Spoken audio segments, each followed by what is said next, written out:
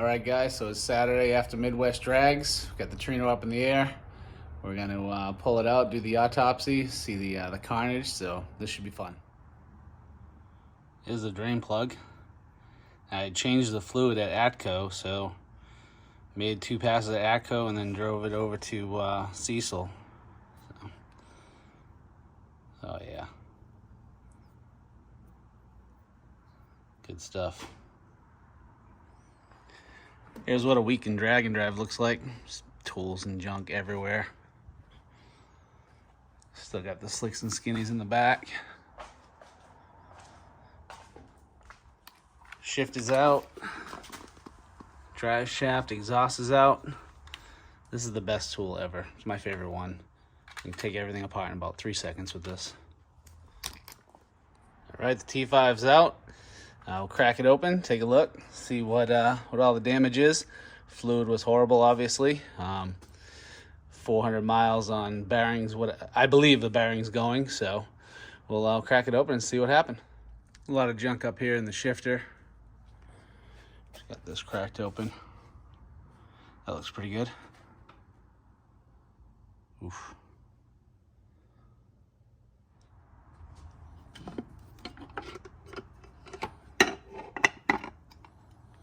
Okay.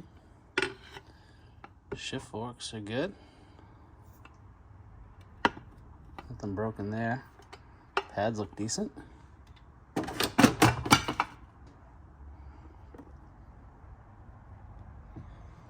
It's just locked up.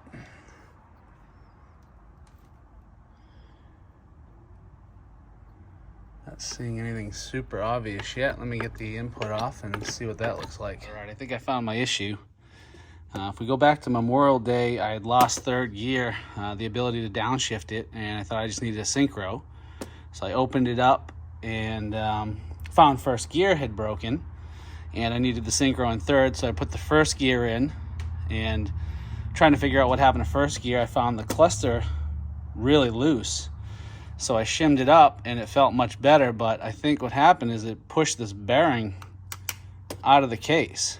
So it was rubbing up against the case and the bearing's coming out.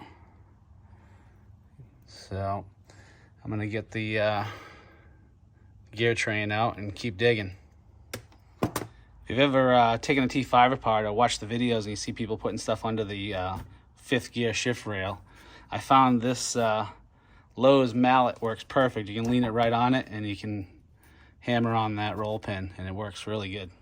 All right, so 5th gear won't come off. Usually that just slides off nice and easy. So I got the puller on it. I couldn't get the gear train out without getting 5th off. So I think it spun on the spline on the counter shaft. So let's see if we can rip this thing out and see what happened. I had to hit it with the impact gun, but looks like we got it.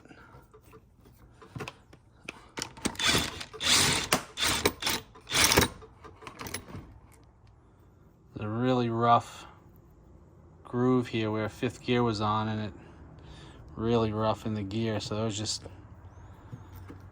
bound up on that.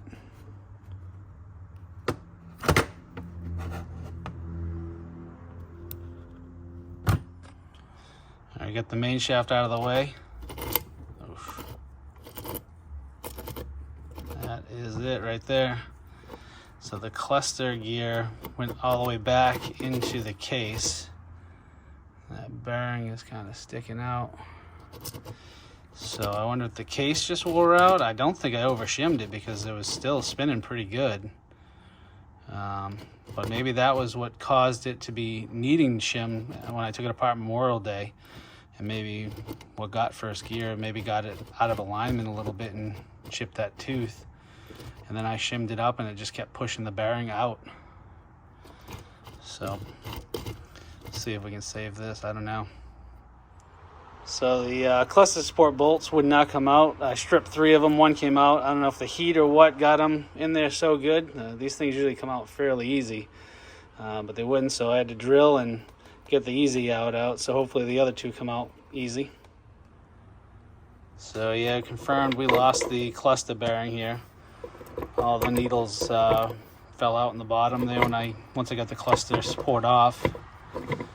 So let me get it out and take a good look at it.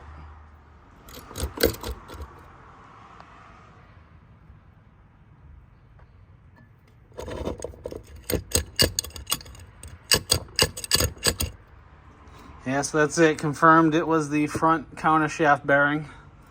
This is what's left of it. Countershaft took a pretty good beating. So that's pretty well beat up. And even on the countershaft here where 5th gear rides is really rough. 1st gear is pretty chunky. That, you know, I mean, no missing teeth, but it's a little wavy.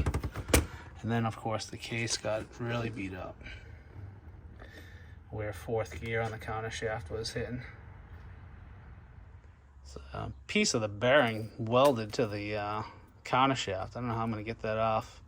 I can use the press to take this 3/4. Comes right off on the G-force. That's modular. So we can maybe throw it in the press and just crank it off. See what that looks like. This is a 3/4 on the countershaft that I broke before. So I've pressed this on and off before, which is kind of nice with the G-force. When the stock T5, you break that, you need a whole new cluster. So, all right, we pressed the 3/4 modular countershaft gear, I guess you call it, off the countershaft, and got the piece of the bearing off.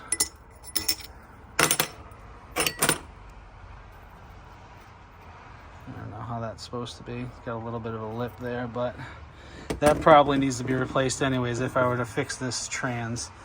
We'd be looking at a new countershaft. This is pretty worn for 5th. These teeth for 1 are pretty worn. This end is a little beat up. Would need a new case, so a G-force case would probably be the upgrade instead of a stock case. This already had all these helicoiled bolts in it for the input. So change the case and a counter, probably a 5th gear, bearing kit, synchros, everything.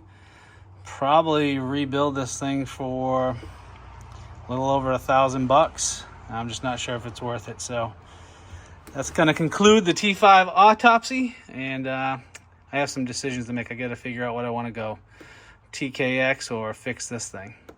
Talk to you guys later.